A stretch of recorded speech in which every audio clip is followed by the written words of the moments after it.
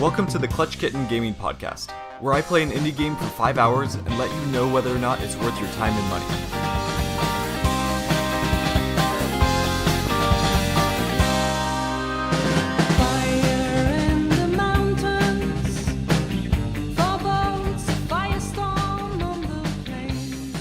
Hello and welcome everyone, this is James, also known as Clutch Kitten, and I am so thrilled that you're here to join me for episode 30 of the show. For me, this past week has felt incredibly slow, so it is such a joy to finally be here recording and hanging out with you.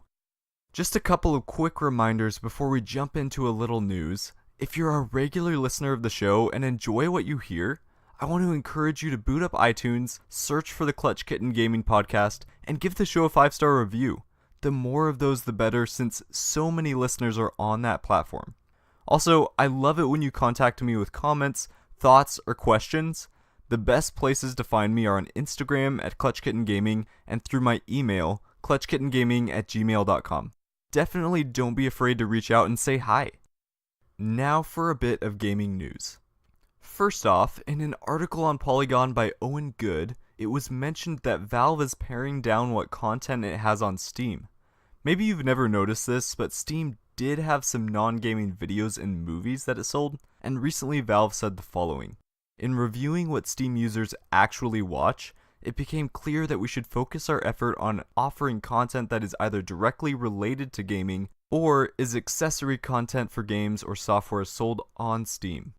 This isn't a huge change, and you probably won't even notice it, but it's hopefully another step towards making Steam a better place. It's nothing that will put a dent in the market that Epic is trying to grab with their storefront, but cleaning up the Steam store is definitely a good move in that direction. The other piece of news I want to mention is related to an indie game that is near and dear to my heart, Darkest Dungeon. If you've never played this game before, it was released in 2016 by Red Hook Studios and is a brutal gothic horror turn-based RPG. The news is that Darkest Dungeon 2 has been teased. It looks like we're going to be leaving the village behind and traveling through some icy peaks. I don't know about you, but this news is so freaking exciting. Let's transition now into this week's game.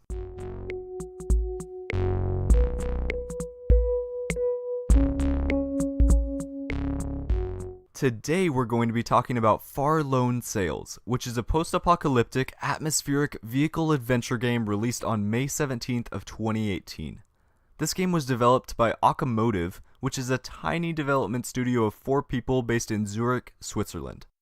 The story of Automotive is simple, but pretty exciting because it was founded by 4 university graduates in 2017. One of them actually started Far Lone Sails as their bachelor thesis project and then asked 3 other friends to join them on the project after graduation. As can be imagined, this is Automotive's first release, but given how unique this game is, I think there will be many more to come. Far Lone Sails is currently available on PS4, Xbox One, and Steam, and currently costs $14.99 on Steam. According to their site, Far takes between 3 and 4 hours to beat. However, there is a game achievement for playing the game in under 99 minutes, so if you're someone who likes to blitz through games or blitz through this experience, that is definitely an option. You can use both mouse and keyboard and gamepad to play, but I actually found my Xbox controller to be the easiest out of the two. It's not a mechanically heavy game, but the flow of the controller just seemed to work better for me at least. Things have changed. Yes, it was a big change when the Great Sea dried up and 99% of civilization disappeared, but things have changed with you. You're tired of the quiet. It just seems to be amplifying the itch to travel, the itch to explore, the itch to know what actually happened. Finally, you've had enough. The blaring silence has driven you to prepare your vehicle. In a bygone age, it may have been called a car, a train, or maybe a sailboat, but to you it's more than that. It's your new home. Far Lone Sails doesn't really give you a lot of narrative background when you start the game. There isn't a cutscene showing what devastating events took place, there isn't a narrator speaking of the woes humanity went through, there's just you, a small, silent protagonist. We don't know the actual year this takes place, but it gave me vibes of an alternate steampunk future. You're not in the middle of a great city though. You're on the edge of a dried up body of water with islands scattered throughout. One incredibly unique thing about this game is that there are two primary characters, one of which is your vehicle.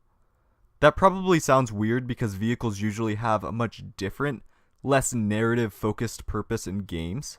They're usually meant as a mode of transportation, or another type of weapon, or a way to perform cool tricks. Farlone Sales is different because it uses its vehicle in a different way. I was recently talking with Benya from the Welcome to Last Week magazine and podcast, and she was mentioning how the interaction between you and your vehicle is a sort of relationship in this game. I completely agree. In a weird way, your train, car, sailboat vehicle is your companion. It's your shelter, your friend, your means to explore, and it's also reliant on you. We'll get into how the mechanics play into this in a bit, but everything about this game is centered around the narrative of you and your vehicle exploring the wasteland. You don't know specifics of what your character wants, although it's pretty easy to guess that they don't want to be alone. The story of this game is really built as you progress through your exploration and adventure. You're venturing east, and each new location gives you another glimpse into what took place. You find trinkets that you can take with you, submarines that lie beached on the sand, and other remnants of what was once a great society. Although there isn't storytelling in the normal sense, the atmosphere and narrative you're able to piece together as the player is incredibly impactful and important to the experience of this game. The core of the narrative is really an emotional journey of the relationship between you and your vehicle and the hope and uncertainty that you go through as you continue to explore together. You may have noticed that the past couple games I've reviewed have been quite narrative focused in their scope. And although the atmosphere and story is incredibly important to Farlone Sales, I think the mechanics do a great job of working in tandem with the story to create a better game. There are some light platforming areas and puzzles in this game, but the focal point of Far is most definitely on the vehicle mechanics. As such, let's spend some time diving into what those actually look like. First off, your vehicle is huge, at least in comparison to your tiny guy. It's a multi-level machine which has all sorts of cool contraptions and which takes more than just pushing a pedal to drive. Since the game takes a side-scrolling perspective, you aren't even steering your vehicle, but where the complexity comes in is running everything efficiently. When you walk up one of the ramps into your vessel, the game presents you with a cross-section view. You can see all of the different compartments and rooms and are able to platform around to different sections at your leisure. There's a button to release steam so the engine doesn't overheat. There's a plethora of hooks to store trinkets. There's a machine which devours junk and loot to turn it into fuel. There's a button which engages the engine. There's a compartment with your bed and a chair. And there are a bunch of other items that you can interact with. It's actually a bit overwhelming at first because there are so many different things you can do. But luckily, once you determine the context for each button or room, the actual mechanics of interacting with things is quite simple. Your vessel is where you're going to spend a majority of your time in this game. Not only is it needed for many of the puzzles, it's also just the fastest and safest way to make your way through the desolate wastelands, at least if you can captain your vehicle well. Let's look at what the main loop of driving looks like. You put a barrel of oil or a box of fuel on the machine which feeds the engine and push that button. You then push in the ignition button until it clicks so that it's engaged. Now that the ship is moving, you then need to make sure that you release the steam every so often and keep the fuel up. On top of those base systems, you also need to keep an eye on where your vehicle is going outside, because if you hit a wall too hard or get struck by lightning, you're going to have to use your fire extinguisher and welding kit for repairs. As you progress through your adventure, you end up unlocking even more systems to manage, including sails which harness the power of the wind. I do want to be careful that we don't get too lost in the details, so let's zoom back out and talk about what these mechanics actually accomplish and whether or not they're fun. Because in the end, that's really what matters the most. The driving mechanics accomplish a couple things for the game. First off, they provide you as a player a challenge and form of progression.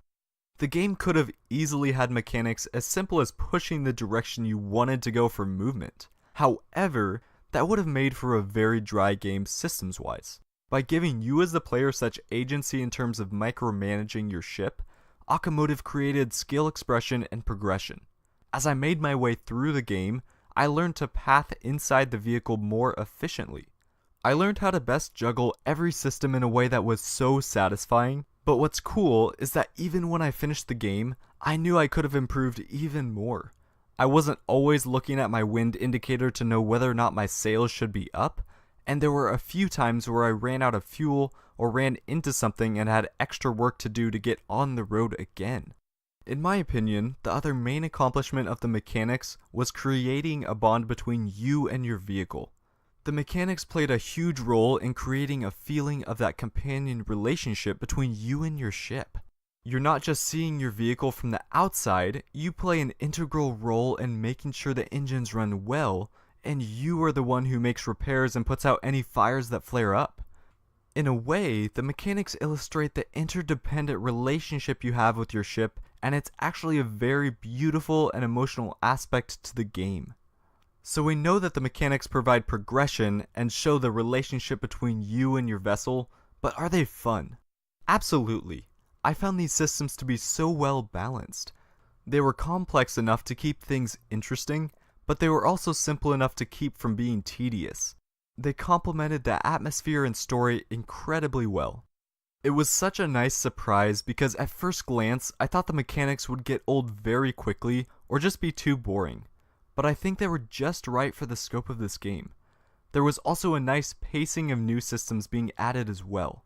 The only critique I can really think of is that I would have loved even more vehicle customization.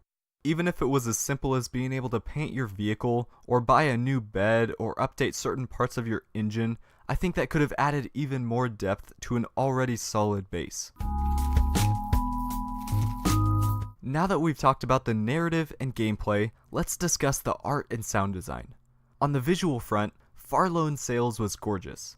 I took so many screenshots in this game even though most of them are pretty much the same thing. You have the ability to zoom in and out on the screen, so most of my screenshots are just of my ship driving along a barren yet beautiful landscape.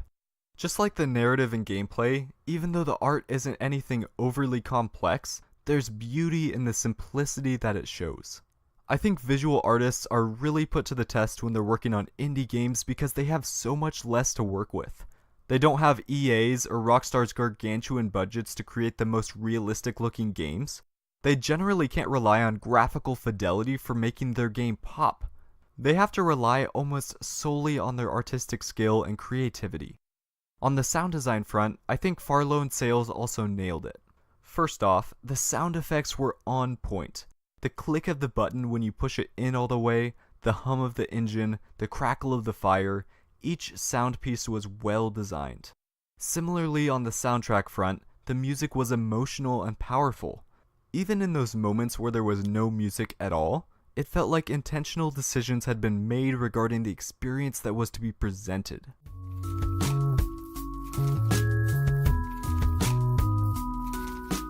Now that we've made it through the narrative, gameplay, art, and sound design, let's summarize with some positives and negatives.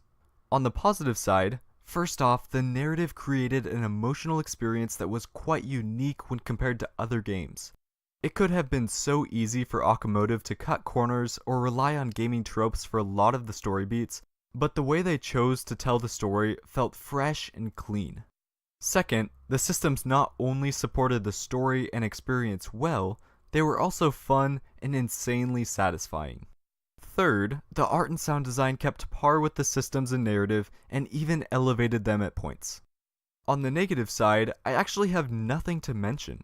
For what this game is, Automotive did a damn good job. I could mention the fact that I wanted even more items in terms of lore and depth of gameplay, but I don't think that's a fair critique. This game was incredibly well balanced, and I think the entire scope of the title would have needed to be changed if any individual area had been expanded or adjusted.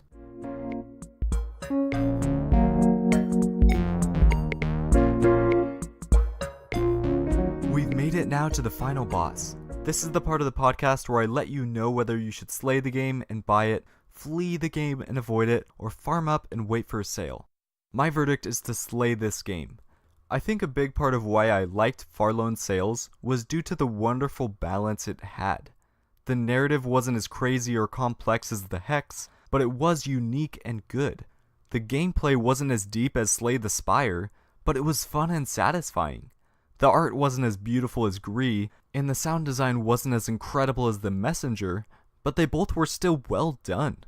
Akamotive shows a lot of promise with this title, and I hope they continue to develop such tight-knit and well-designed games in the future.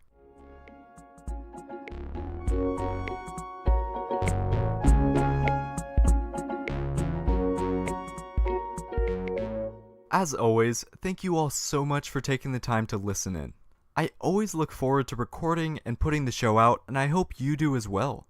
If you enjoy the show, I would love it if you considered telling a friend about it next time you had a conversation about some podcast you like. I hope you have such a wonderful rest of your day, and I'll see you in-game.